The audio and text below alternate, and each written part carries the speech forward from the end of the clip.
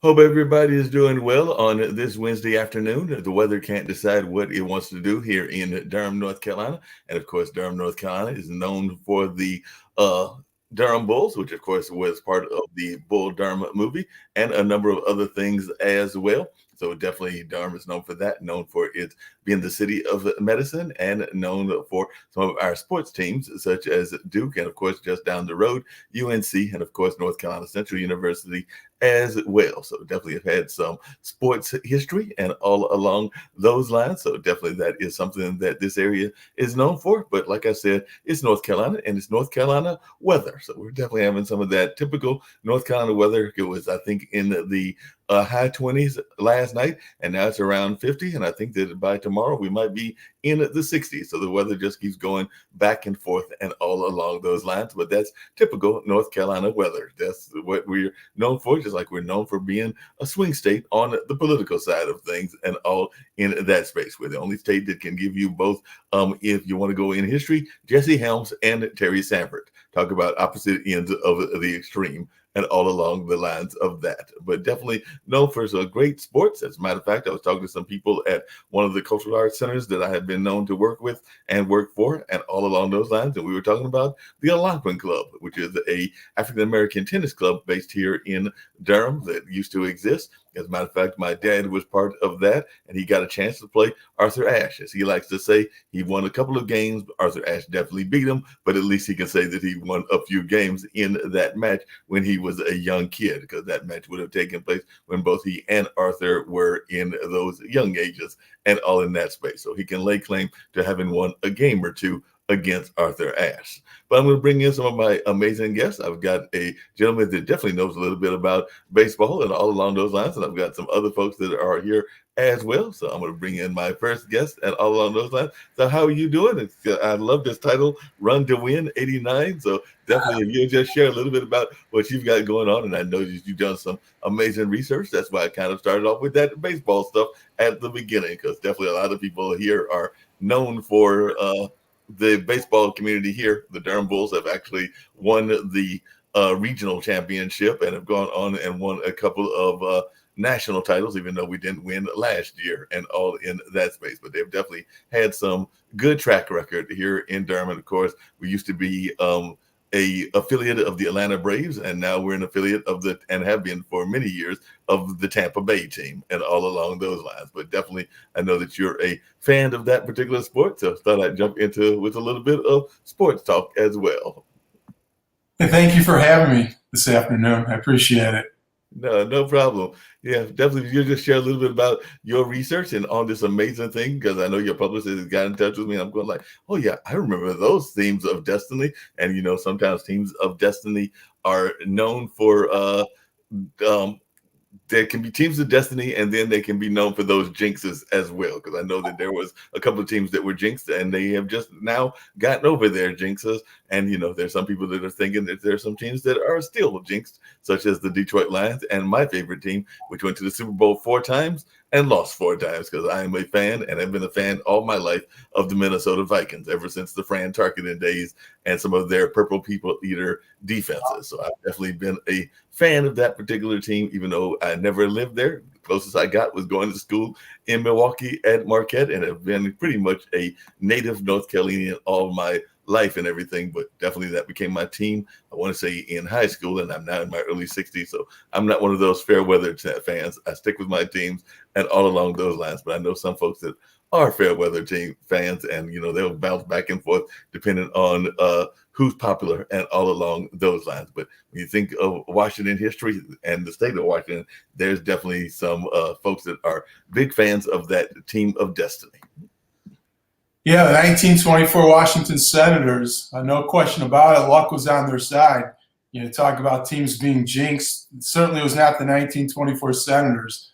Luck was on their side. They got the breaks. Things went their way that year, and they needed those breaks. They needed things to go their way, because heading into their season, they were predicted by most writers to finish in 6th place out of 8 teams, and they were coming off a losing season. They had a history of mostly losing baseball.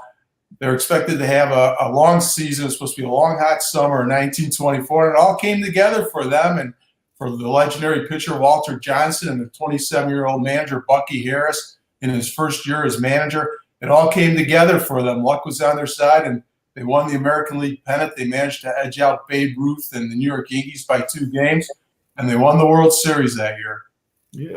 What got you interested in this particular team? Like, I know some people are very much interested in sports in general. Like I said, I remember when they did the movie Bull Durham, which of course was based on our famous team here, the Durham Bulls, and definitely that had some tremendous success, even though that was a fictional telling of the minor league situation, but definitely it was based on some facts and some actual real live players. But I'm just wondering what got you into this notion of studying this part of our history. I always thought this was a great story. I first began learning about this story back in high school. And I just thought it was such a wonderful story because here you had a team with a losing tradition. They had never won a pennant before 1924, never even came close. They had a 27-year-old boy manager, Bucky Harris. He was hired before the beginning of the season. He only had 4 full seasons of major league playing experience, and here he was hired to manage most of the players that were older than he was in 1924. But I really think most of all, the best part of the story is Walter Johnson. He had pitched his whole career with the Washington Senators. He broke in at the end of the 1907 season, and when he was in his prime, he was unhittable. He was unbelievable. And he nearly single-handedly pushed Washington into contention, but they never really came close to winning the pennant. And by 1920, he suffered a sore arm injury. So he had a sore arm. He pitched with a sore arm. He fell to mediocrity. He had 4 mediocre seasons from 1920 to 1923.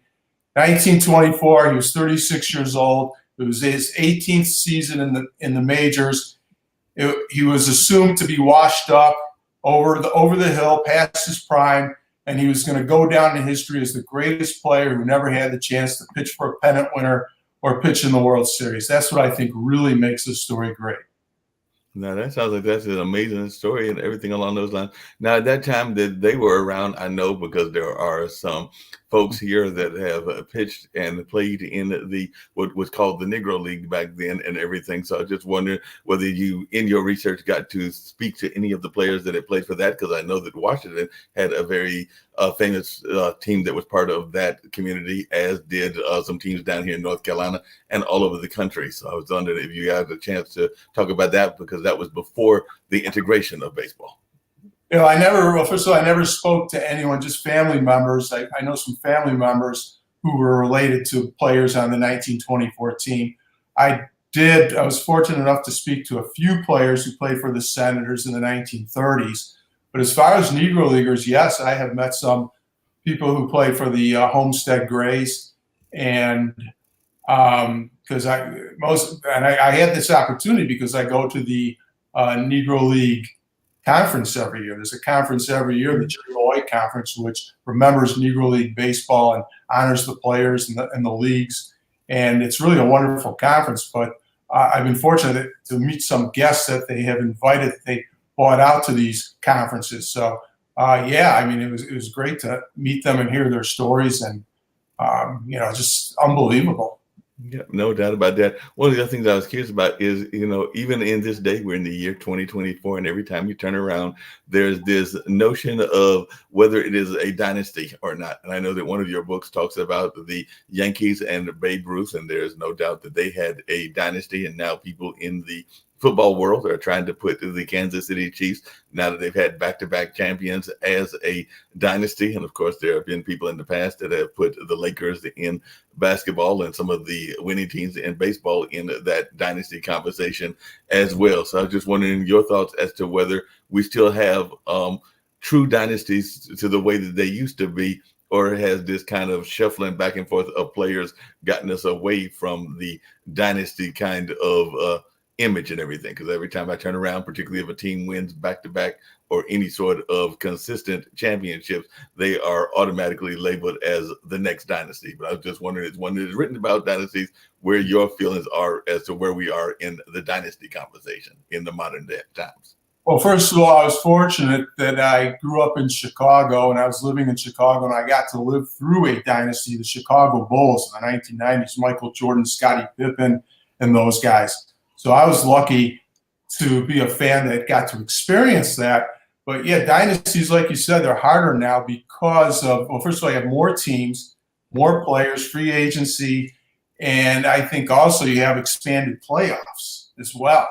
So, not only do you have to qualify for the playoffs, you have to win, several rounds to finally be the champion. So I think, it's certainly harder now, but I think it can be done. In Kansas City, the Chiefs, you mentioned the Chiefs, they're one win away. If they could pull it off next year, it'll be tough. But if they can do it, they're one win away from being proclaimed the dynasty. No, I can definitely see them in particular if they could win 3 championships and all along those lines. You mentioned having grown up in Chicago, which is definitely known for the Pippen and Jordan dynasty, and now there seems to be some friction in that dynasty because of family dynamics and everything. But I just wondered, just your take as a fan on the Chicago dynasty when you were watching it, because to me those were some of the greatest players around, and I don't know that Chicago would have been that great without both Pippen and I would even argue Paxson and a number of the other ones, even Cartwright and of course Jordan, but and even a number of others that have come through those doors and everything. But I just wondered your take on, as a fan of that team, of that particular dynasty. Well, a couple of things. So first of all, I never thought I lived to see the day that Chicago would have a dynasty because, I grew up in the late 60s, 1970s and 80s when Chicago would come oh so close, but never could quite pull it off. Then you had the Bears in 1985, and we're like, great, this is going to be a dynasty, but it didn't happen. And then along came Michael Jordan and the Bulls, but it was great because, every day you go to the stadium, if you go to a game or watch them on television or listen on the radio or whatever, you always expected them to win. I mean, every round of the playoffs, you just knew somehow, some way, the Bulls, you just thought they were going to somehow, some way, even when it didn't look good, they were going to somehow, some way win this, and they always did. And, you had the greatest player, Michael Jordan. Don't forget Dennis the Menace. I mean, not only was it fun, was it entertaining, but I mean, what more could you ask for than Dennis Rodman as far as, he's definitely fiery and has, and still to this day has definitely character and definitely has some unusual character. We loved them. We absolutely loved Rodman and Jordan and Pippen and the Bulls, and it was just a pleasure to finally, they always say good things will happen. Finally, after being a Chicago sports fan all those years, we finally had the Chicago Bulls. Finally had the dynasty. The championship always dreamed of. Yeah, definitely had the championship. One of the things I was thinking about with even Babe Ruth and everything is that a lot of performers back then and athletes back then were still caught up in substance, but they were also doing a lot of travel. So in your research, do you feel that the travel is as extensive as it was then? Because to me it seemed like they were doing a lot more travel and a lot more kind of ground travel. It wasn't the accommodations of the airplanes and the more luxury buses. So it seemed to me like it might have been harder to get from place to place in the era of Babe Ruth and Dietrich and a number of other ones. So I was just wondering your take on that and everything. Well, traveling back then was not a luxury, not like today. You had small beds, and you always wanted to have, the beds were double decked. So you always wanted to have the bottom bunk, because at least the bottom bunk, you had a little bit of room. You didn't have much, but you had a little bit of room. And if you were the manager, you were fortunate enough to get a drawing room. You had a whole room to yourself. But traveling back then, traveling by train, I mean, they were hot. There was no air conditioning. There were long trips. I mean, I talked about in my book about when the Senators, it was late in the season, they were 2 games away from winning the pennant. They wanted to get to the next destination. They were traveling from Chicago to Boston, and it took 26 hours to travel by train from Chicago to Boston. But not only that, it was hard to sleep on those trains because they rocked a lot. They rocked back and forth a lot as well. So, I mean, sleeping was just very difficult, and it just was they had to be very impatient. I mean, to be on those trains, it just was a lot harder. But, what else was there back then? Because nobody flew back then. And, train was the only way to go. So train was, I guess, somewhat of a luxury. Yeah, train might have been a luxury back then and all along those lines. You mentioned the team that was the Washington Senators and everything, and they had the tremendous success that they had. I do know that sometimes after a team has tremendous success, they're able to maintain that success and definitely keep the success. But was this one of those cases where it was one-off success, or did some of the players and even Walter Johnson himself able to maintain the success, or was it just as you put it earlier, all the kind of stars aligned and gave them that championship that they needed, or were they able to maintain either individually or as a team some of their success later on after that famous year of 1924? A little both. 1925, they won the American League pennant again. They repeated as American League champions. They won more games. They won, I believe, 96 games in 1925, which was a few more than they had won in 1924. They went back to the World Series. They faced the Pirates and went to 7 games. They lost in 7 games. Then after that, 1926, age began to catch up with Walter Johnson, some of the other pitchers. So they had a disappointing season. Harris was confident heading into the season that they could three-peat, win a third in a row, but it didn't happen. Then they had another winning season in 1927, but they didn't win the pennant. Then they started to go downhill a little bit. They had a losing record in 1928 and in 1929. Then they started getting good again, and they won the pennant with a different manager, Joe Cronin, in 1933. And after that, for the Washington Senators, it was back to the old days. The old saying at the turn of the century was described Washington first in war, first in peace, and last in the American League. And that's what it was like after 1933. They had very few winning seasons after that. And as I recall, Washington is still, and some of the teams near Washington, like Baltimore, still have baseball teams in that general area, but I don't know any that have done well in the last several years. So is there any kind of team that is in that Baltimore, Maryland, Washington area that is following in their tradition in the modern times? Because when I think of teams that are successful, they're not necessarily coming from the Washington area. And some people would say that there's enough of other entertainment going on in Washington that might be harder to even get people engaged in the game of baseball and everything. But I just wanted your take on the that area and its success or lack thereof in baseball in the modern era.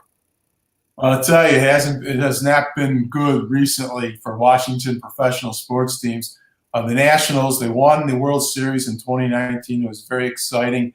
They finished last every year since then. There's hope for the future. They're building. They've got some good young players. We'll see. You never know. Maybe this year, 2024, will be like 1924. Come out of nowhere to win it all, but I'm certainly not counting on it. The Commanders, they're struggling. They've got a new head coach now, and they're rebuilding. They have not been successful, certainly not like the 1980s or early 90s. The Washington Wizards have one of the worst records in the NBA last time I checked. The Washington Capitals, they had success when Ovechkin was in his prime. They won a Stanley Cup, but now they're on the downside. They're fighting to hopefully make the playoffs.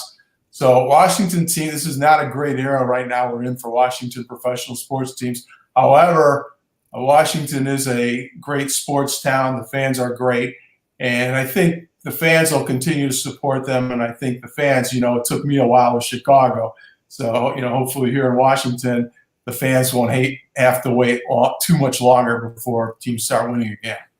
Yeah, that'd be great if they don't have to wait that much longer. I know that they've also had some interesting luck because they had some tremendous success. I mentioned being down here in Duke and Carolina land and all in that space, but I am a Marquette graduate, so follow my Marquette team. But I do know that they have had some less than stellar luck with Georgetown and with some of the other teams that are there in Washington, so they haven't been doing that strongly in the college realm either, because I want to say that they're at the bottom of the Big East, if I'm remembering correctly, and everything. So I just wanted your take on even the collegiate level of Washington teams.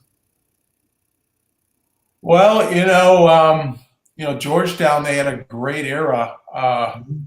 They had some great teams, in the 1980s, during the Thompson era. They were outstanding, and the city was behind them. They got great attendances. If they got good again, I mean, I know the city would stand by them. When I first moved here, which was almost 20 years ago, I remember George Washington had some very good teams, George Washington University.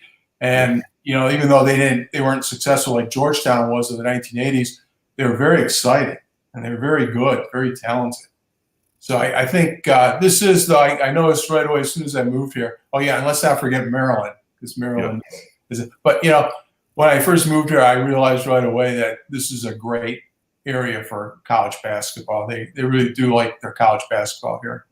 Yep, and Maryland just lost a great person of legacy and everything, and I forgot his connection to Duke, but Lefty Driesell had just passed away recently, so he definitely brought some great prominence to Maryland and to that basketball program when he was there. But definitely he was a great gentleman. Outstanding recruiter. He had a lot of good players. His teams were exciting.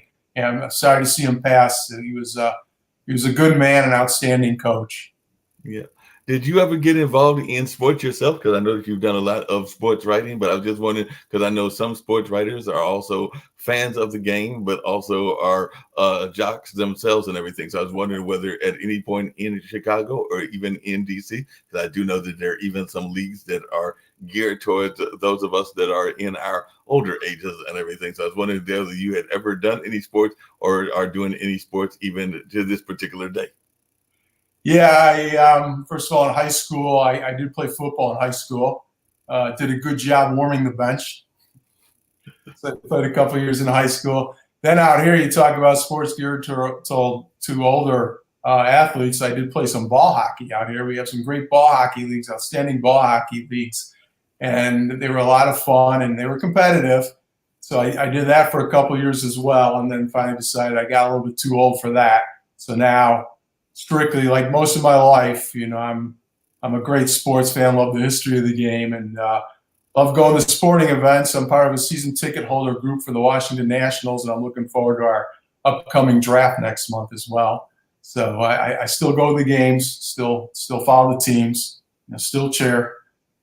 Yeah, it sounds like you're a big time cheer. I'm going to bring in one of our other guests, but I still want you to maintain, because I want to learn about Mr. Kurt Stein and see what he's got going on. And he might be a sports fan as well. So, Kurt, how are you doing and everything? So I hope that you are doing well. And if you just want to share a little bit about yourself, because the online dinner party, we just bring different people together and they share their background, their knowledge and everything. Gary has written some amazing books, both about Babe Ruth and that Babe Ruth dynasty, as well as what he was just talking about with the Washington Senators. So tell a little bit about yourself and a little bit about your own background and whether you are a sports fan, because like I was just telling him, I did watch the Super Bowl and the halftime show, but I also am a follower of my alma mater, Marquette, and follow some of the other sports teams as well. So you just share a little bit about yourself and we'll get into some conversations about a number of things.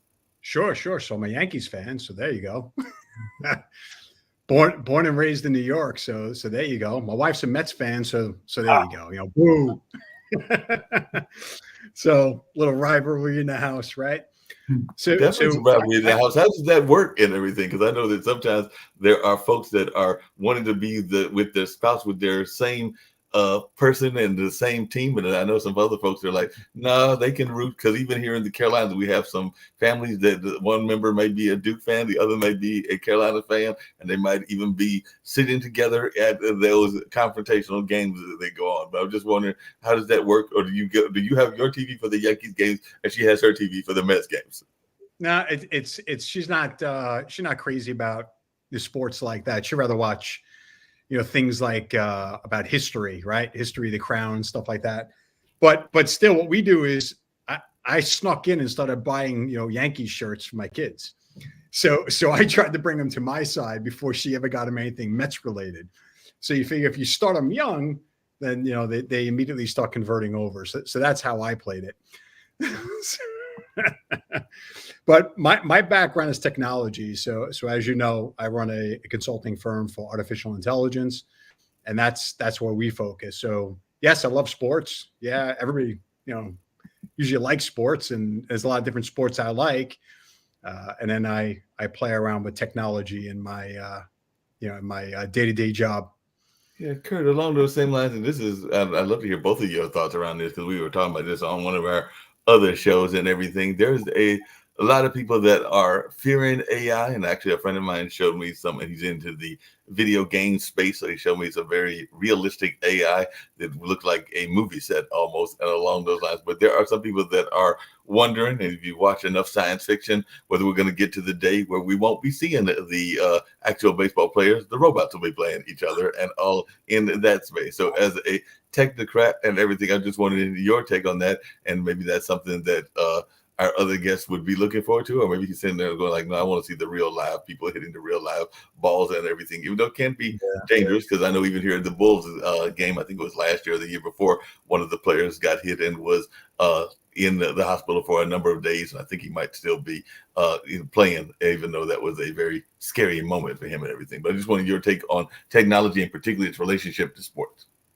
Yeah, I mean, well, I mean, for the first question is, nobody knows what's going to happen in the future, right? So we have no idea. I mean, we could watch enough movies and anticipate what could come. And just from the advancements from 2023 into 2024 in AI alone, as you just mentioned, that's like OpenAI Sora. It's called SORA. Yes. I mean, it's a pretty insane you could do with just text and putting some prompts in there and could create a movie. So that was kind of some of the issues they had last year with the Screen Actor Guild strike, was that they were trying to get some protections put in there from an AI perspective, rightfully so. So AI in general, yes, I can understand why people would be nervous and people would get scared of it. And if you think back, how did people think when they rode horses and then all of a sudden cars came along? They were scared. They were like, oh my God, how many people were worried about losing their careers and their jobs and the way of life was about to change.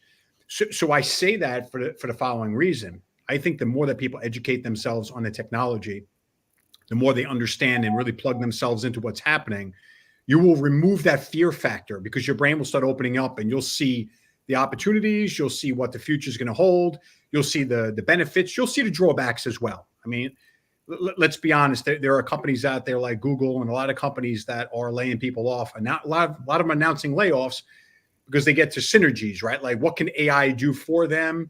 What other things can be done to eliminate some roles? But that's happened throughout time. The internet, removed some jobs. Technology. I mean, look at the car manufacturing facilities. They're probably 90% robots. Amazon, I think, is 95% robots within their facilities. Wow. And still, you need people involved. So it's.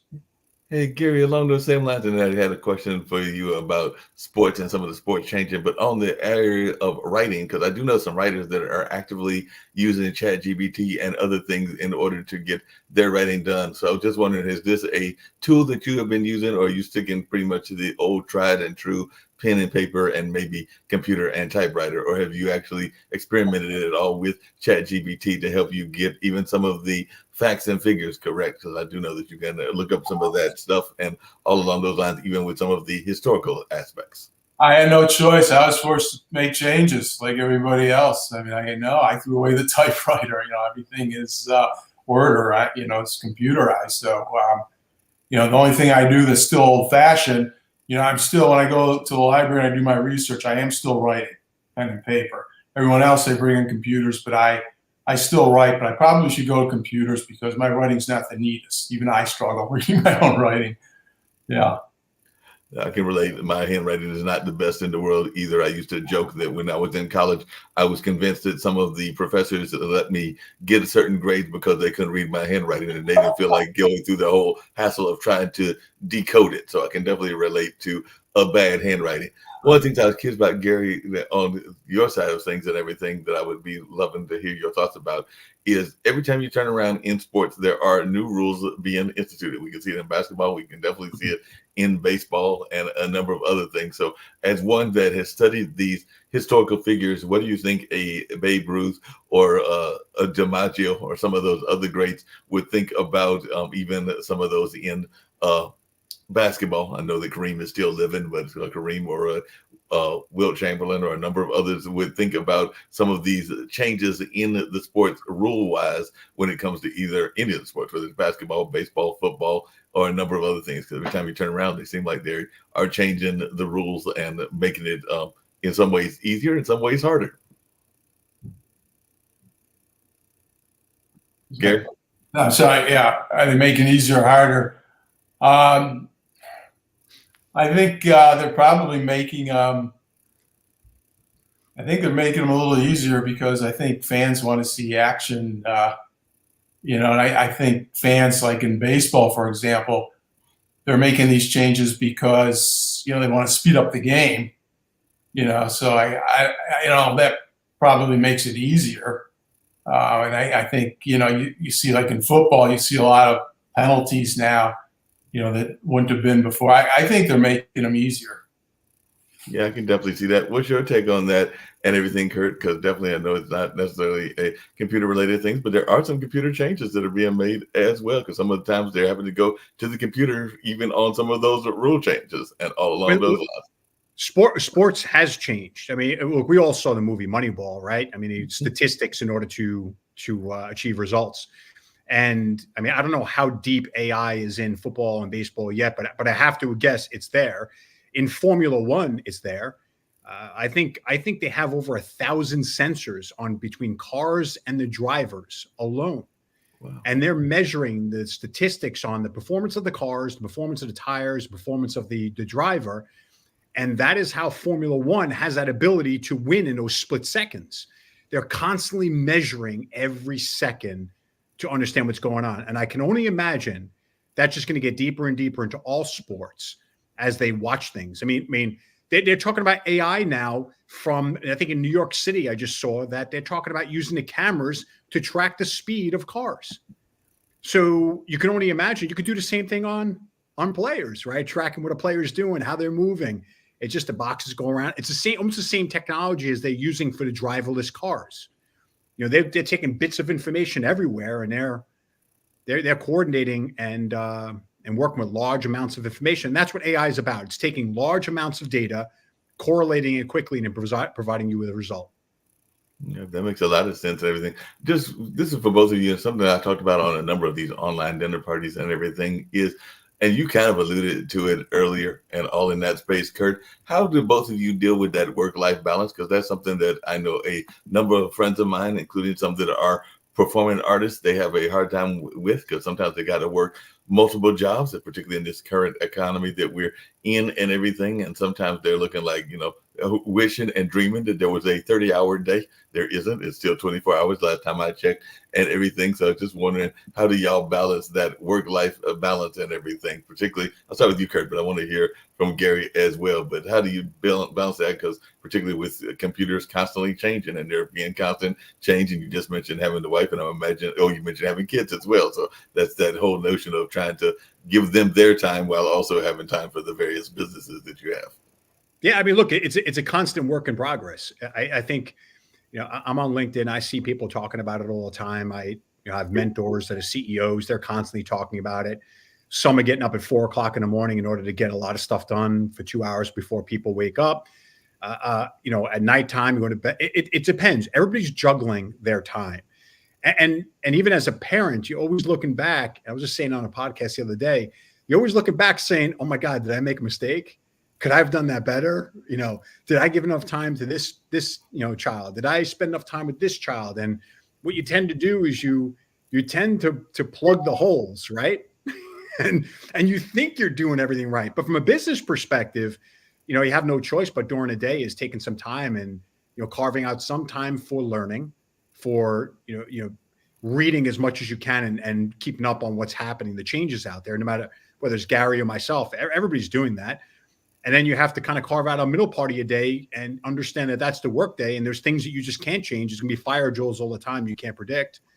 And at the end of the day, everybody's exhausted. But what we do is we spend time as a family cooking. We try to make it fun. Mm-hmm. So I kind of try to do that, as well as if they want sports later at night, like jiu-jitsu, lacrosse, etc., that we're tending to split up as parents and go with, whoever the person is to spend some time with them. But it's always a work in progress. I don't have it perfect. Yeah. What about yourself, Gary? What do you do for that work-life balance? I agree with Kurt about juggling your time. You just, sometimes, I mean, if you have to get something done by a certain time, if there's a deadline, you have to get it done by this because you have to get it to the publisher or whatever. You have to find the time. Sometimes that means, burning the midnight oil or, I was going to go to the sporting event tonight. I was going to go to the Nationals game tonight, or I was going to do this. I'm not going to be able to do that. I got to change plans or something. So, yeah, you do have to juggle your time and you have to find the time. And sometimes it might mean, less sleep or whatever. But, if you got to get it done, I mean, or if you want to get it done, you find the time. You always could find the time. I was glad, Kurt, that you mentioned, and because that's something else I was going to bring up to both of you and everything, the fact that your kids seem like they are involved in, engaged in sports. And I know one of the things that the founders of this network talk about is this notion of physical literacy and some of the things that are taught that they wish would be taught in school that aren't taught. So I should put it that way. There are things that they see being taught that they don't want to be taught, and things that they wish would be taught, physical literacy being one of them. And one of the things I remember from my high school days is that there was mandatory health classes and mandatory physical fitness classes and all along those lines.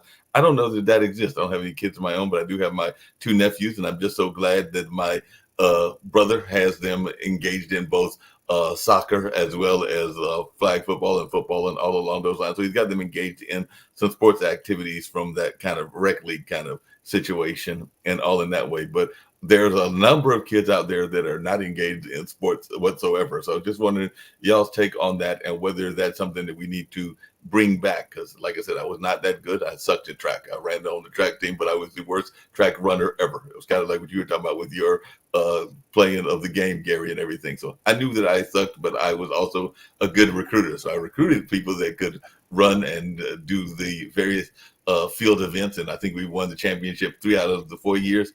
Gary and Kurt, I hate to say it, the year that we lost, it was because I recruited a friend, God rest his soul, because he's passed on, that I knew I could beat. So that was part of the reason that we probably lost, is I recruited somebody that I knew I could beat, and I think we lost by like 2 or 3 points. But I'm just wondering, do you feel that we are doing enough to encourage our folks to, and don't get me wrong, I love the computer. I use it for this online dinner party and everything. But do you think we're doing enough to encourage people to step away from the computer every once in a while and go out and throw a ball or get engaged in sports? Because I definitely remember playing pickup games as a kid, and I don't know that I see a lot of kids doing that as much as they used to.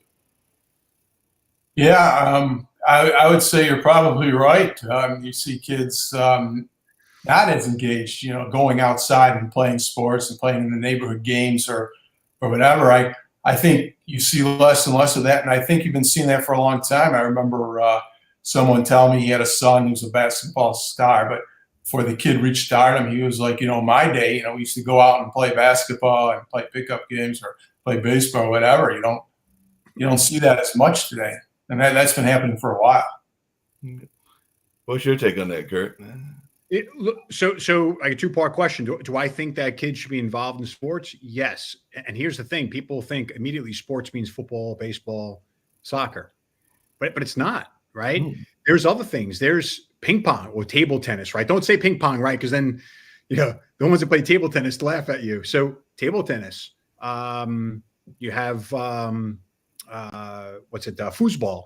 You have volleyball, tennis. Now it's pickleball, right? Racquetball, squash. There are so many different sports out there. I think it's important. By the way, they are doing it in school. The kids do have mandatory health. They're actually talking about a lot of subjects too that they didn't really cover when I was younger. They're getting a little bit further. And then they do have them involved in sports as well. They were doing volleyball, things like that during gym class. But being outside, I think sports is fantastic because it really lets you see who you are as an individual when you put under pressure. Like, how do you adapt? And it's good for brain development, right? You form synapses when you're learning something new. That doesn't mean you have to be fantastic at it or do it the rest of your life, but there's so many different sports that are available out there. And the key is finding it, and the key is getting to it. What if the parents are working? Like we were just talking, if you're working parents, can you get them there? It's very difficult. It's hard for us to do it. What if you don't have the money? So you'll see kids then spending a lot of time on video games. They'll do Snapchat on the phone. What I see, Gary, is I'll see kids out together in groups, and they're all on their phones. and they're laughing, and they're sending Snapchats to each other, and they're laughing. And what happened to putting your phone down and having a conversation, being sarcastic, making jokes, laughing, talking about sports? Why are you on that device all the time? And now you have the Vision Pro glasses, right? Where imagine we move into the metaverse like that, where everybody's got those glasses on. It's in real life, I think, is something that we need, that human connection. And that's what sports does. It brings that connection, that challenge, camaraderie. So I'm a big proponent of sports with kids. Yeah. What made you get your kids? You mentioned they were into martial arts, and I had some friends that were into martial arts as well. But what was it about martial arts that drew them? I know some people are drawn into it because of the discipline factor, because most people are of the understanding that most martial arts is not for fighting, even though it can be defense and everything along those lines. But I was just wondering what drew your kids into martial arts. Sure. So yeah, most people think martial arts is all about, beating people up. And until you're involved in it, like I have my black belt in Taekwondo. And when I started, from the time I started to the time I got it, what I realized is you calm yourself down in stressful situations. And, people that aren't trained or don't go through things like that, they'll stress out. Like a CEO that runs a business, if they're very experienced, they'll calm themselves down. They know how to deal with certain situations. So a sports star getting up in the plate, right? 9th inning, they're down 2 runs. It's all on them. Some person could fall apart at the plate, but the experienced guys find some way to relax themselves and be in the moment so they can be a Derek Jeter and not be an A-Rod, right? But I got them involved in martial arts because I liked it. Number 2 was, again, it becomes to, if we're all going together, then that's family time too. 3, I did jujitsu because I felt for girls, it was very important for girls to at least have some understanding how to defend themselves in a world that, people talk about things. They eventually didn't want to continue with it. My son did. My son's smaller and he likes it. And it really, he's very intelligent. So it allows him to, it's almost playing chess. It's playing chess, but in sports. And he's developed so much as a kid because of it. So that's why I like it. It's no different if you play baseball or football. It is tough. It's demanding. It's hard. It puts you under pressure. And, martial arts is just an outlet for doing it. And, oh, by the way, you could defend yourself if you ever had to.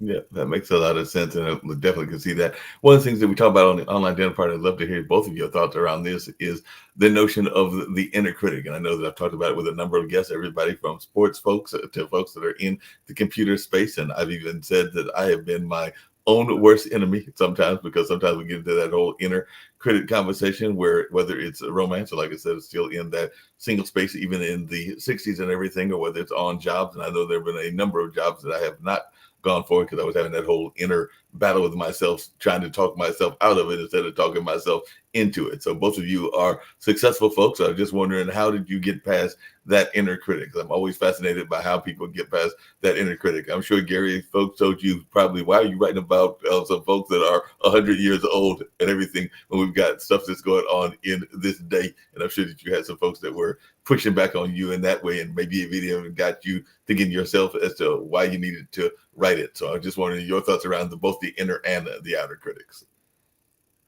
Well, the inner critic, the way to handle the inner critic is answering the inner critic back. Mm-hmm. If the inner critic says, no, you can't do this, and you just got to tell the inner critic, yes, I can do it. Yes, I am good enough. Yes, I'm capable.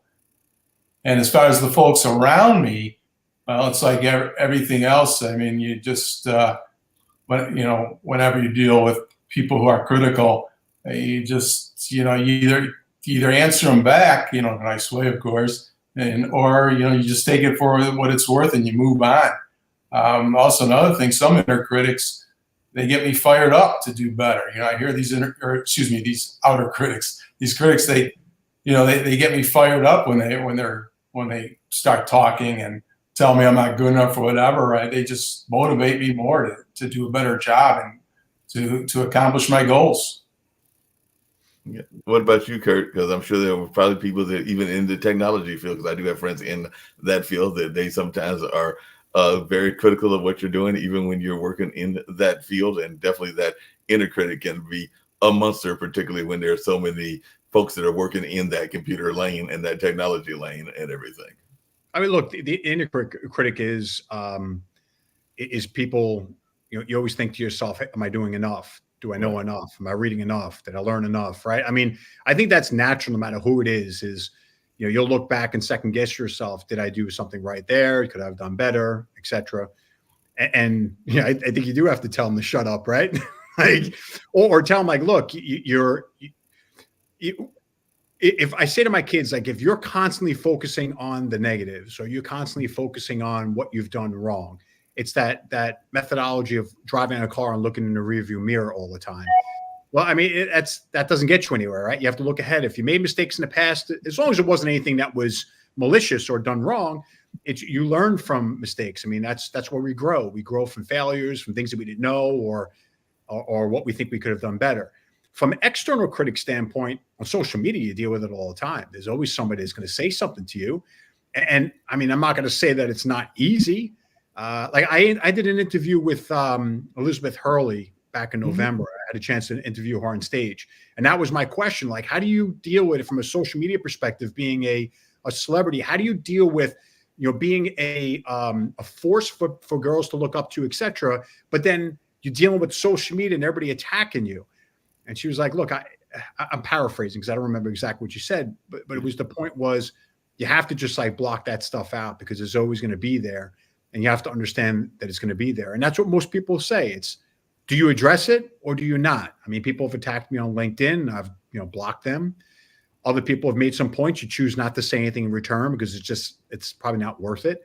And hopefully that just doesn't happen a lot because, that can always be hard for somebody to deal with if you're constantly getting attacked. And good thing that's not happened to me, but it's always around you. It's what we deal with on a daily basis. Yeah, no doubt. This is for both of you because definitely, Gary, I'll start with you, but I want to hear from Kurt as well.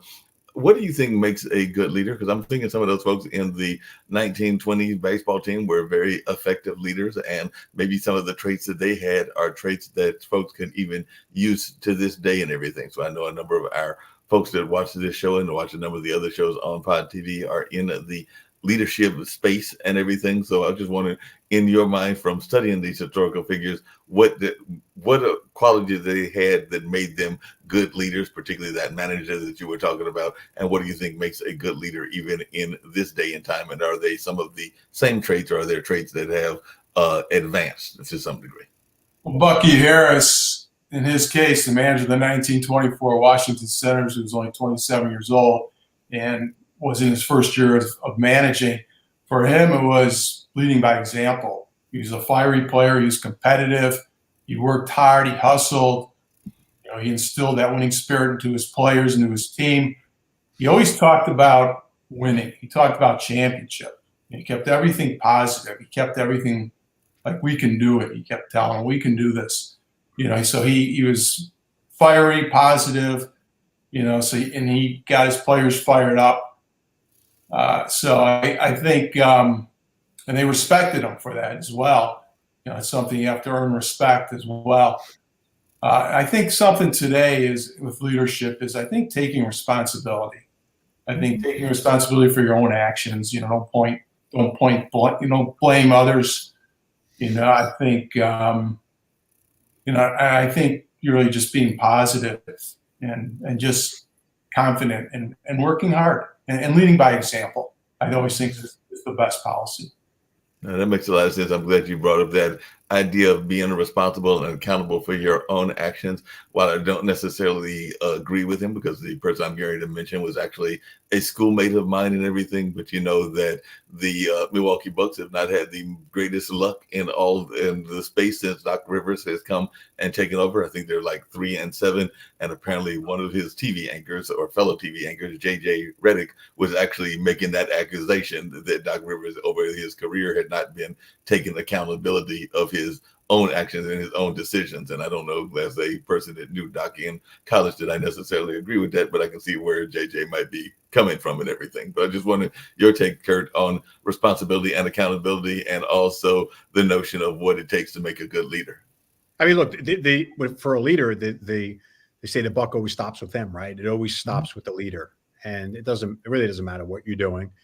And leaders that start blaming others, I mean, that's not the right thing to do. If somebody on your team didn't do something right, you typically look at yourself and say, what did we not do right in terms of educating them, et cetera. But like I was saying earlier, I'll tie this together. It's, successful leader is those that are calm under fire, right? We talked about that from a martial arts perspective. We talked about it from a sports perspective.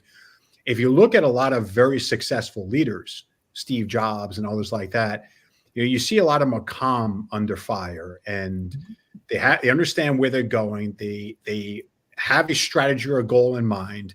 They articulate that to their team. Now, whether their team is going to agree with it or not, or kick and scream or fight along the way, that's different. But a leader sets a vision. A leader brings everybody along with them to understand what that vision is and where you're going.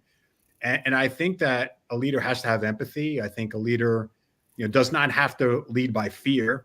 I don't think so. I think you can have fear and love at the same time.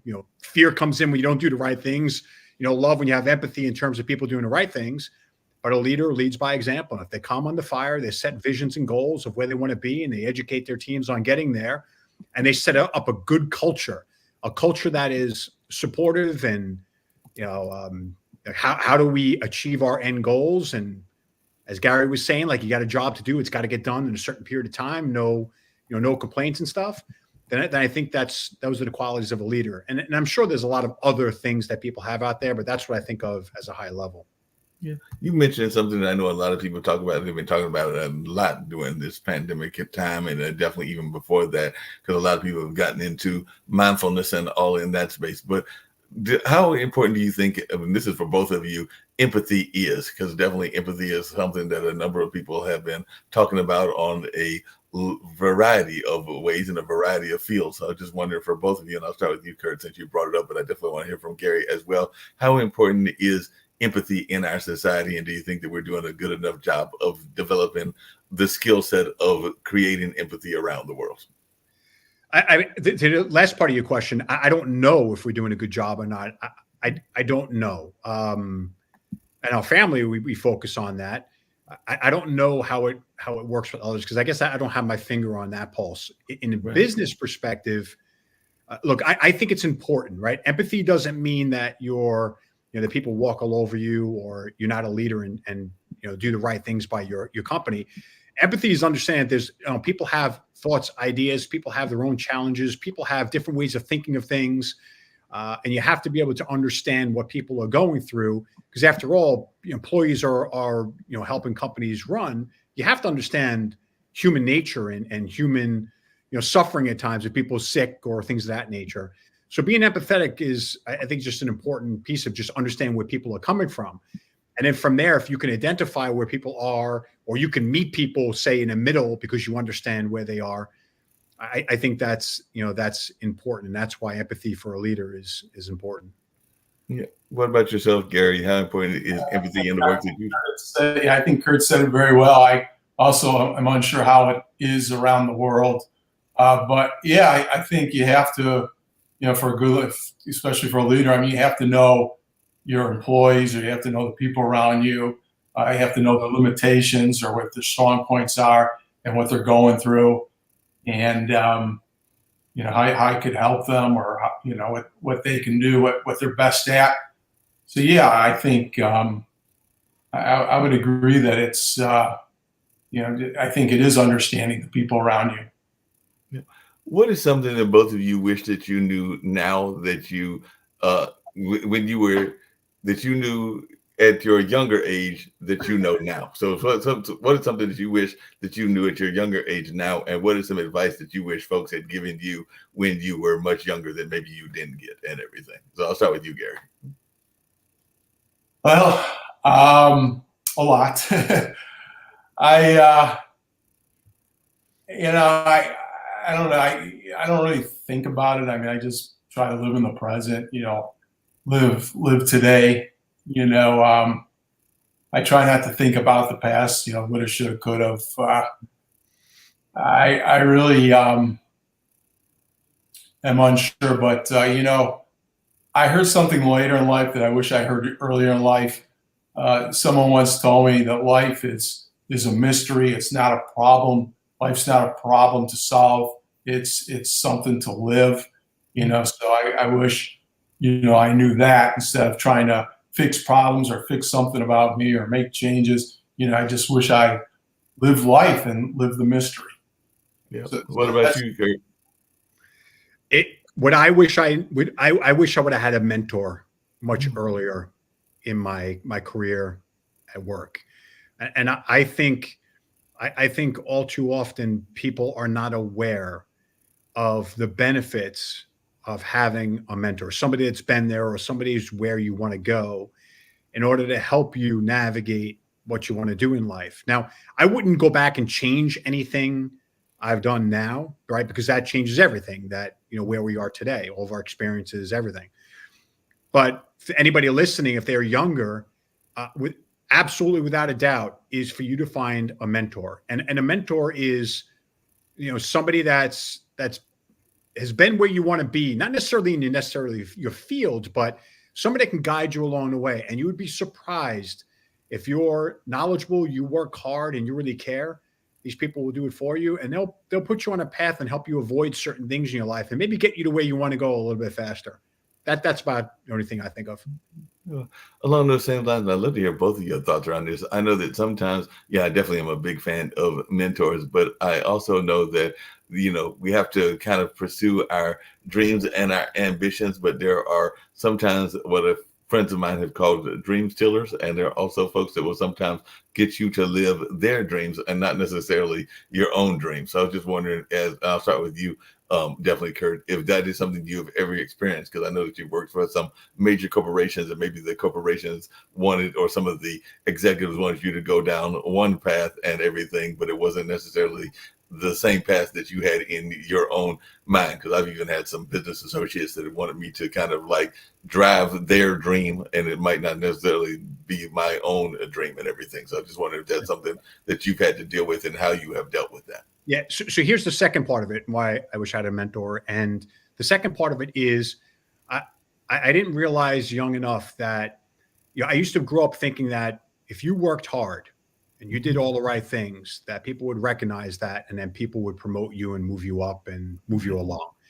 And that is a false thought. It's not the way it works. You have to advocate for yourself. You have to market yourself. You have to be out there, meeting people and letting people know what it is that you want to do and where you want to go. And that's how you get there. So in a corporation, if you're doing a fantastic job, why in God's name would they ever move you and promote you? There's no reason. That's insane. Like, why would you do that? They're doing a great job. And if you don't express what you want, they're walking around thinking, they love doing this. They don't want anything else. They never told me. So you stay where you are, which is why you'd have a mentor, which is why you market yourself. And some people that may be humble and don't want to talk about themselves, it's not talking about yourself. It is marketing yourself, is letting people know out there what it is that you want, where you want to go, and that'll open doors for you. And if you're not doing that, if you're not letting people know what you want to do, where you want to go, etc., the universe is not going to do it for you. And the people in these corporations are not going to change and make their life harder and open doors for you. Why should they? You never asked for it. That makes a lot of sense. I'm glad you put it that way. But Kurt, you mentioned two words that I know a lot of people, including those that write books like Gary, are oftentimes afraid of, because a lot of times, and I know I've been guilty of it as well, we're all salesmen in one form or another, whether we're selling ourselves to a significant other, or whether we're selling our positivity or our positive nature to a significant other, or whether we're selling a skill set or a number of other things. But a lot of times people cringe at that word salesman and that word marketing. So what is your answer to those folks that cringe at those two words? Because I know even some authors that will tell you that they are not the best marketers, even though they better be marketed if they want those books to sell. Yeah, it's 100%. Everybody is selling. And if you don't think you're a salesperson, then you haven't paid attention to what you're doing in your life. You're selling to your parents, you're selling to your friends, your girlfriend, your boyfriend, your wife. Everybody's selling every day to a person in the store. You're constantly trying to either get a better price on something or let people know why they should pick you in a sport, etc. So don't look at it as selling. Don't look at it as marketing. Don't look at it like that. Don't use those words. Use these instead. Say, I just want to sit down with you and let you know what I like, where I think I may want to go, what I'm interested in doing next. Can you help me get there? Yeah, So that makes- you are putting yourself out. You do have to tell people what it is that you're interested in. Most people will sit there and get scared and say, oh my God, if I have this job and I go tell my boss that I'm interested in doing something else, they're going to fire me. Well, guess what? Maybe you shouldn't be there. Maybe that's not the right place for you. Maybe they just did you a favor and gave you that out so you can do something else. Other people get very scared that oh my God, I'm going to get fired in this job. There's so many opportunities out there. Yes, like you said in the beginning, the economy is rough. There's a lot of people looking for jobs, but it's better to look for a job when you have one than it is to look for it when you don't have one. So don't look at it as selling. Don't look at it as marketing. Tell people what you want, what you like, what you'd like to try, and ask them if they'll help you get there. And that's a different way of doing it. Yeah, it makes sense. Hey, Gary, do you feel that you do a good enough job of marketing your books that you have written? And if so, how do you manage to get them marketed to the general public? And how do you feel that you are successful in that area, if you feel that you are successful? Well, first of all, I'm a good writer and I'm a good storyteller and a historian, but marketing's not my thing. You know, you can't be great in everything. And if you need support, you got to ask for support and you got to find the people who can market. So I really rely on my publisher to help me with that. And I've got a publicist and an agent as well, and they could do that for me, and they are doing that for me. So I've written, this is my third book, and this is the first time that I really got involved in trying to get somebody to market for me, and it's working out well. The book was released yesterday, and it's off to a good start. So yeah, you know, you got to know yourself, what you're strong in, what you're not as strong in, and you know, you got to know where you need support. You got to be strong enough to ask for support, and that's what I've done, and it's worked out well. You know, I had to learn from my first two books, but this is working out well in my third book. And you know, but I also do a little marketing of myself. I mean, I've contacted historical societies, libraries, other organizations, museums, and I'm in the process of setting up speaking engagements so I could get out there and tell the story about the book. So I do some of it myself as well, but it's something I can't do entirely by myself. And there's certainly a lot more people. Most people are better at it than I am. So that's why I'm taking this route this time, you know, in order to do the marketing, to get the book out there and let people know about it. Yeah, that makes sense.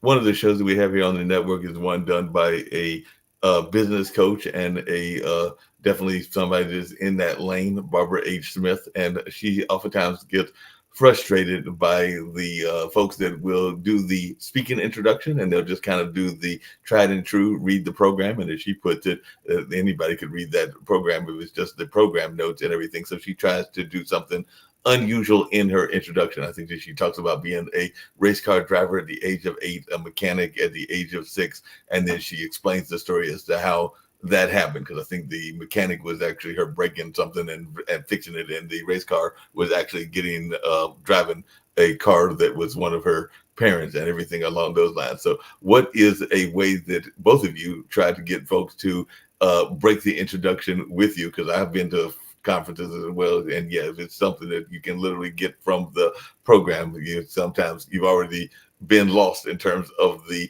audience, because they're sitting there going like, hey, I could have read that from the program. I didn't need to hear him read it as well. So what is some unusual way that you like to have people bring you to the stage and bring attention to you, whether it's at a speaking engagement or just in general?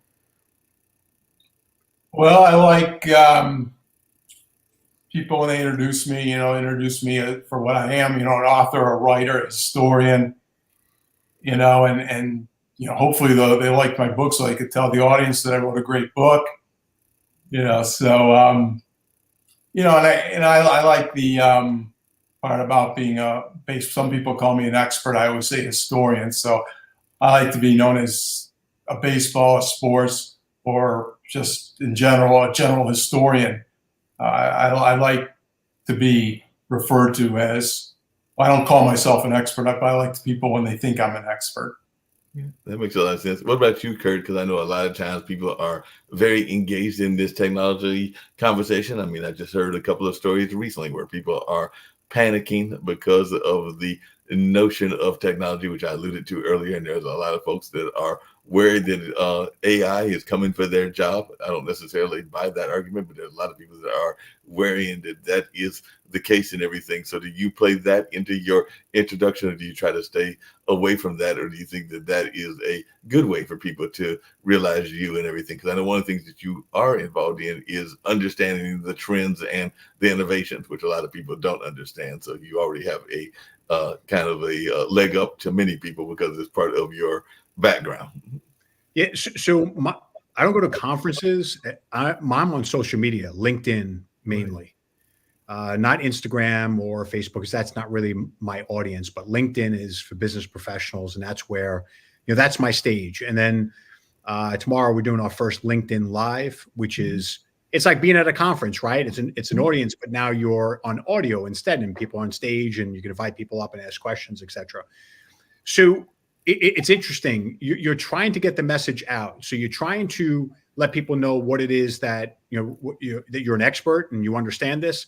And I say expert, I mean people are learning every day about AI. Are there really true experts in it? I mean, the expert today is, one tomorrow is better than the expert today. So you're constantly learning and getting better. So I'm on LinkedIn talking about here's the outcome you can have with AI. So here's how you benefit in the business. Here's some of the challenges that are happening out there. Like I've put posts up there about OpenAI now, where on ChatGPT it's created something called memory, where now it's going to remember the stuff that you type in there, remember who you are, remember what you think and how you write, etc. And that could scare some people, but that's happening out there. You have Adobe is working on a beta project where they're going to embed in there your ability to search the documents, the PDF documents with AI.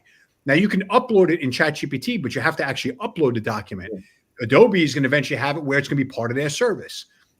So you talk about all these things that are happening out there, and yes, it could be scary to a lot of people. I'm not trying to scare anybody. I'm trying to educate people on what's happening out there and then what you should do. I've put posts up about, understand AI is here. It's not going away. It's going to radically change everything.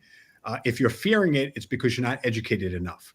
So educate yourself on AI. Here are a bunch of free courses that you could take on AI and learn a little bit more about it.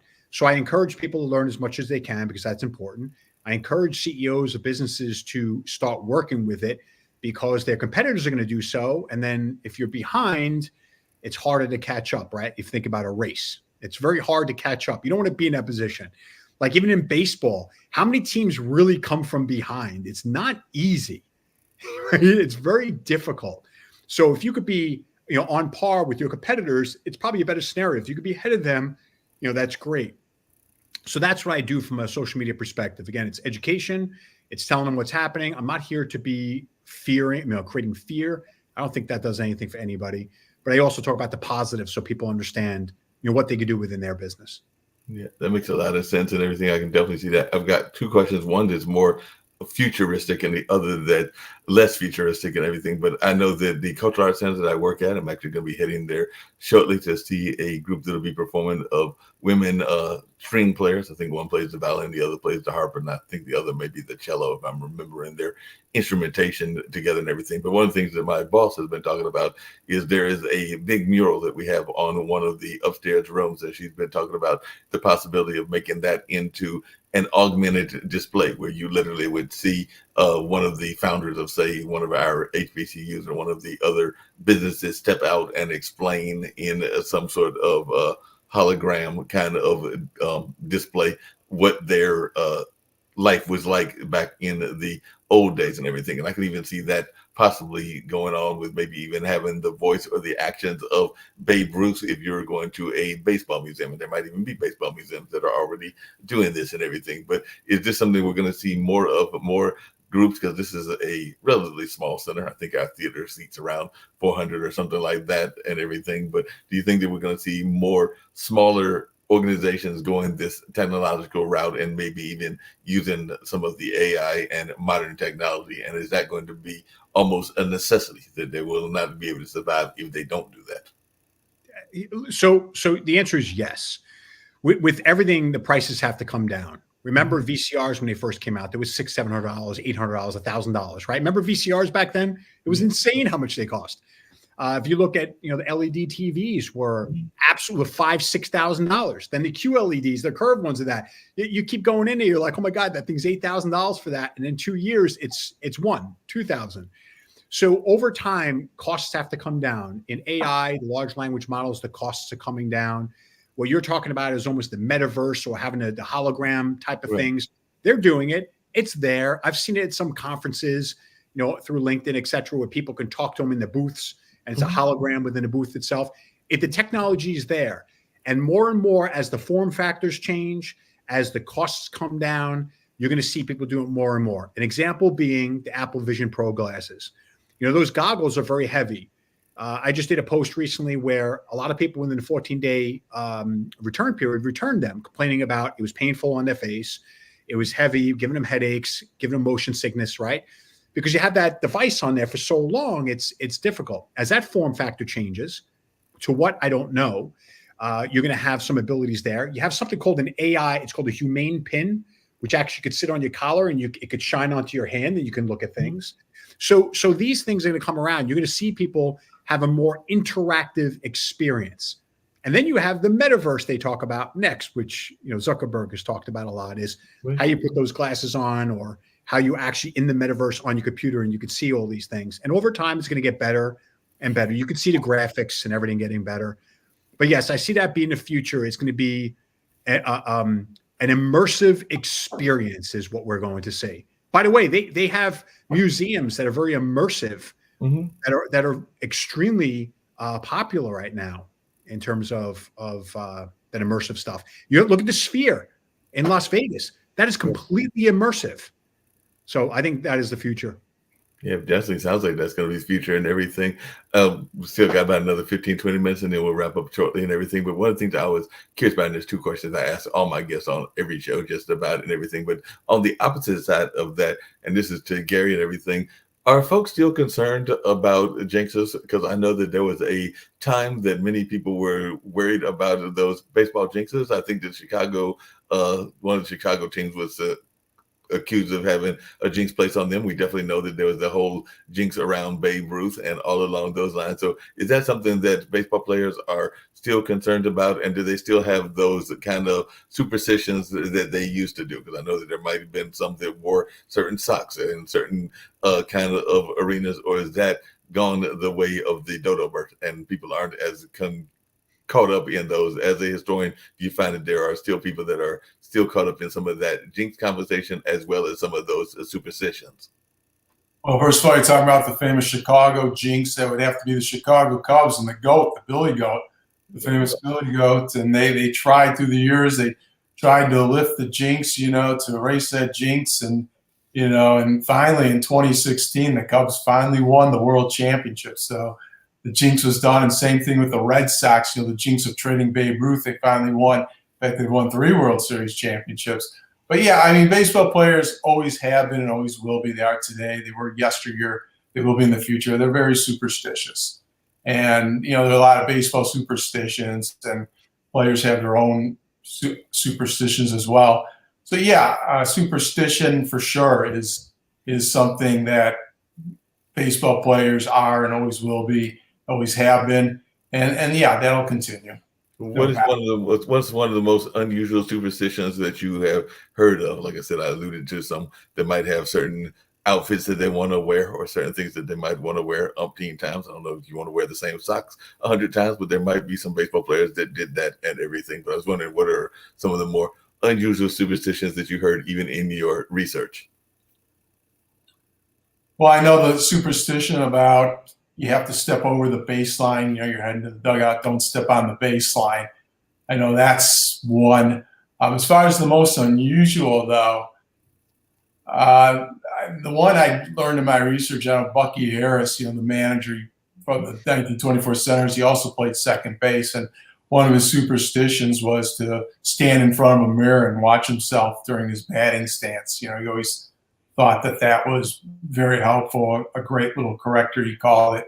So, I mean, that was something that I found in my research. Right. And you mentioned there was a second book because I mentioned the two books, the current book, which is The Senators, and the other book about Babe Ruth. But what is the third book? I did not get to that one. So what is, because you mentioned it's three, and I think I mentioned two. Well, this one is Team of Destiny about the 1924 Washington Senators. That's the one that was released yesterday. And the first one I wrote was also about the Washington Senators, the Wrecking Crew of 33. And now thinking about it, I know Joe Cronin, he was the manager. He talked about, he was a superstitious guy. He talked about fans sending in acorns or clovers, and he always said that when we go into slump, we get enough clovers to sod the outfield, the entire outfield. So, yeah. That's a whole lot of clovers and everything. Along those same lines for both of you, and I'll start with you, Kurt. How important do you think it is for society, and I think a lot of people are thinking about it during the pandemic, to kind of have what I call alignment, meaning that, and I don't consider myself overly religious, I consider myself more spiritual than religious, but to have kind of that spiritual, physical, mental, and I would argue emotional as well, alignment. And do you think that that's something that is important to business and even important to writing for you, Gary? But I'll start with you, Kurt. How important is it to have that kind of alignment of the various aspects of us as humans? I don't know how a lot of people think about those things, but it's interesting when you I've had some conversations with some neighbors, etc., and people talk about meditation, things of that nature. But as I get older, it's interesting how well, martial arts talked about alignment, right? So I mean, they're big on it, at least from Taekwondo perspective. The Koreans, they're very much on, your how you are aligned as a person, etc. Don't have problems with your family, don't have problems with people out there. Try to keep yourself within a position of calmness and etc., which is easier said than done, of course. But as I get older, it's interesting how more and more, God is what I think about from a religious perspective, and how you start looking at things in life. Because as you get older, when you're young, everything's carefree. Like drive cars fast. Drink a lot of liquor and don't think anything's gonna happen. Take a lot of chances, make a lot of risks, etc., and think you're always gonna be fine. And as you get older, you understand the consequences of a lot of those actions. And I think you really, that's when you're older, you start looking at things like, how does alignment help? How does, being close to God, how are things working out in life? Is it destiny? Is it manifestation? Is it just, stroke of luck? Is it what you've done? And so for me, it's a lot of things that I think about. And it's interesting how I get closer and closer to thinking about certain things being, it's God's way, right? It's God's path for you, without being too religious, because I'm really not that religious, but it's more and more, it's coming to my mind. So I think meditation is great. I haven't done it yet, but I know it's important. It gets you to calm down, especially in such a stressful world and things going on around you. But I would agree, alignment, could come in a lot of different forms, but that's how I approach it. Definitely. What about yourself, Gary? Well, as far as religion goes, I'm a little more religious. I do go to services, maybe every other week. I do believe in prayer, and but as far as like alignment goes, I just try to go along with things. I try not to be controlling. Just kind of take things for what they are and kind of go with the flow, and just deal with things as they happen. Yeah, that makes a lot of sense. I know that one of the greats, and I kind of alluded to it earlier, and I know I'd just love to hear your thoughts about this, because there's no doubt that before Hank Aaron came around, Babe Ruth was the GOAT in baseball and everything, but he also had his demons and everything. So I just wondered, in your book, did you touch on that, and why do you think that those demons existed for the Babe and everything? Because I definitely know that there was, and he might have been in a different situation, because there's a lot more temptations now, but there were plenty of temptations even back in his era of the early 1900s and everything. But I'm just wondering your thoughts around that, and whether the book that you wrote about him explored that part of his life. Well, I did in my second book, The First Yankees Dynasty. And, I talked about Babe Ruth's problems. In 1925, for example, his life was a mess. I mean, he had a lot of problems. His marriage was falling apart, and he had gained a lot of weight. and he got very ill that year. And really, he had set himself up for that, but he had quite a fall in 1925. And he made a lot of decisions that didn't work out. A lot of things weren't working for him. And, the other thing too, you talk about leadership and don't blame others. Well, Ruth was blaming other people for a short while. And, and he really fell out of favor with the Yankees organization and with his manager, and he was suspended, and he was fined for a then unheard of $5,000, in order to get his act together. And after that happened, he opened his eyes, and he really did buckle down. He hired a trainer, he started working out, and that made a huge difference in his career, and it helped him make a great comeback in 1926, and then 1927 is the year he hit 60 homers and had his best season. And his team started winning again because 1925 the Yankees finished second to last, so they won 3 pennants in a row after that. Ruth did have his demons. He did have his problems. He had some very hard times, but he got through them. He made changes. He changed his attitude, and he got through them, and he became the Babe, the legend we know today.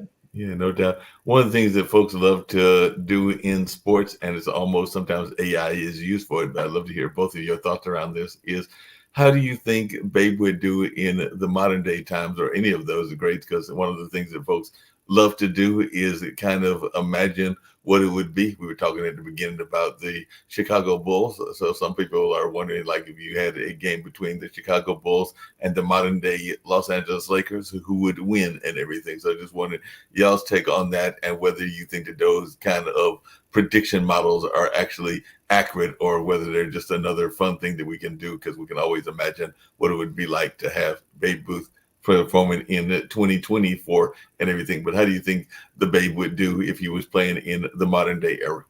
It's not fair. I'm sure Gary will go into it too. It's not a fair comparison, right? So I'll give you a comparison here now. The iPhone that I had in 2007 is nowhere near what an iPhone is now in 2024. It was the worst iPhone I ever had in my entire life. And the same thing with AI. It's the worst AI today. This is going to be the worst version of AI, artificial intelligence, you're ever going to use in your entire life. So, and back in 2007, the iPhone was revolutionary, right? Babe Ruth was revolutionary. Hank Aaron, right? You can't say I'll drag them into today, and that's what it is, because everybody became who they are because of the things that they did. So I don't know if an AI model would do it. I think it's unfair to do things like that because everything's changed. Everything's changed. So, okay, Gary, what do you think? I agree with Kurt. I think it's an unfair comparison. But you're talking about your iPhone. The thing that came to my mind was my car.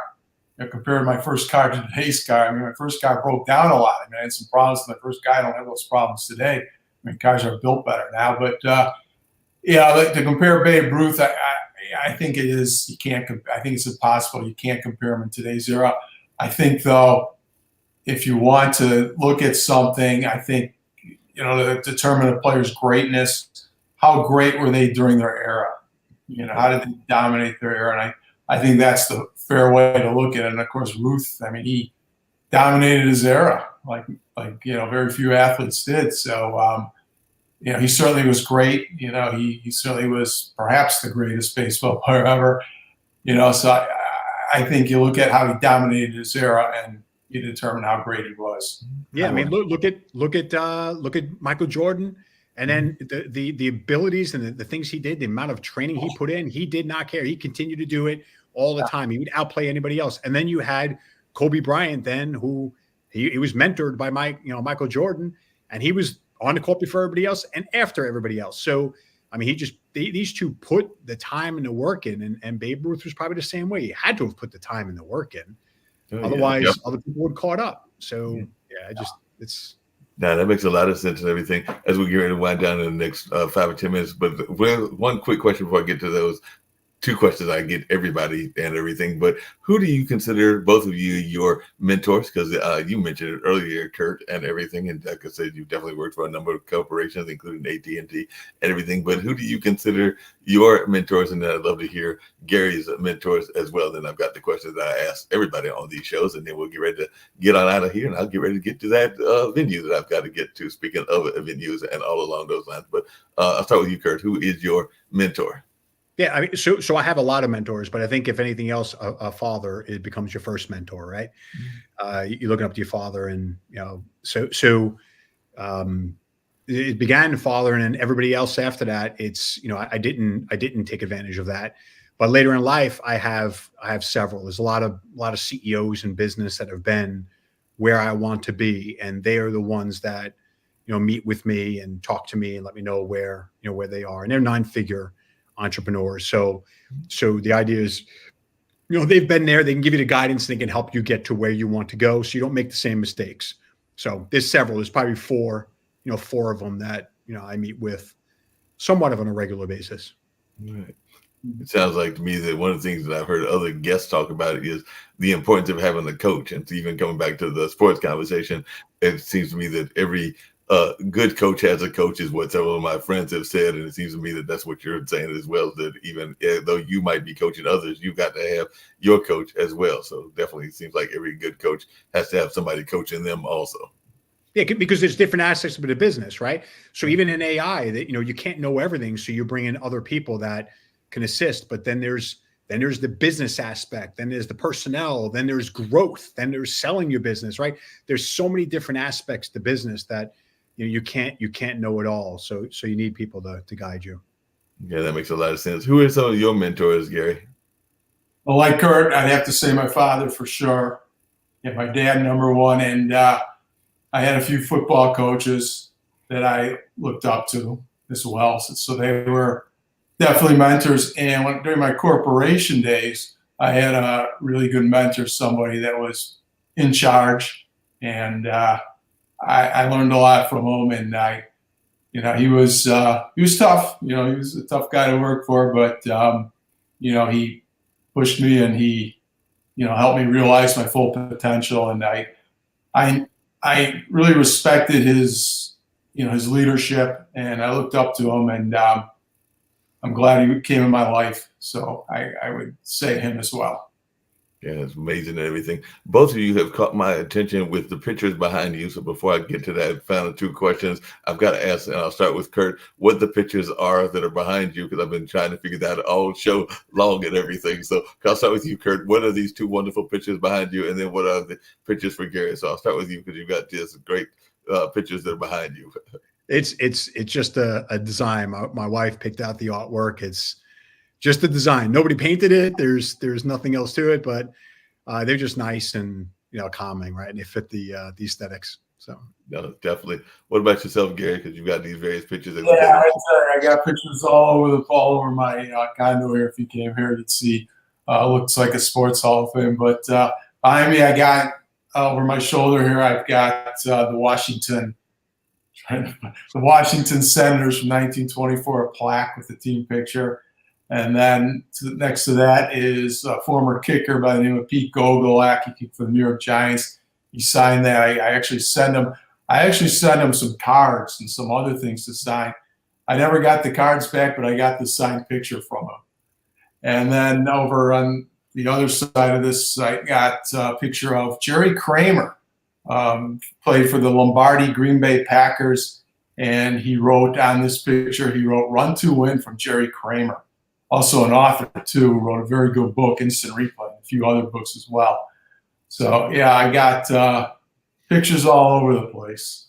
Sounds like it. So the thing that I get everybody to answer as we close out the show and everything is, one, this is a global network, Pod TV is. So one of the things that I try to encourage people to do is give a message of positivity to our global audience, and also if you can tell how you can be reached and how folks can find out all of the amazing things that y'all are doing, whether it's Gary, you in the sports world, or whether it's you, Kurt, in the technological world. And I hope that both of you will come back on another episode, because I've thoroughly enjoyed our conversation. I hope you've enjoyed it as well. But definitely I'll start with you, Kurt. So if you tell folks how you can be reached and any message of positivity and hope that you would like to share with our global community.